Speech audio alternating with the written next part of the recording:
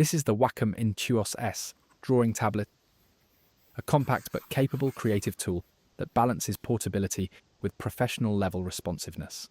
The active area measures roughly 6 by 3¾ inches, giving you space for real sketching, detailed edits, or quick note-taking while keeping the device slim and easy to carry. It includes Wacom's battery-free pen, so there's no charging to worry about. The pen delivers 4,096 levels of pressure sensitivity, letting you control line weight, shading and opacity with subtlety and precision.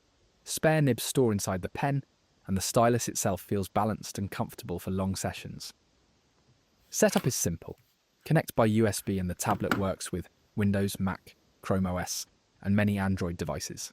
Install the driver to customize pressure curves, map the active area, and assign the 4 ExpressKeys to actions you use most.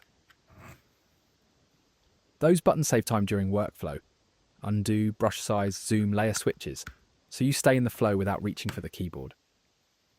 Build quality is solid. A slim, durable body with non-slip feet that keeps the tablet steady while you work. The surface has a subtle texture that gives a pleasant pen-on-paper feel, not too grabby, but with enough tooth to control delicate strokes.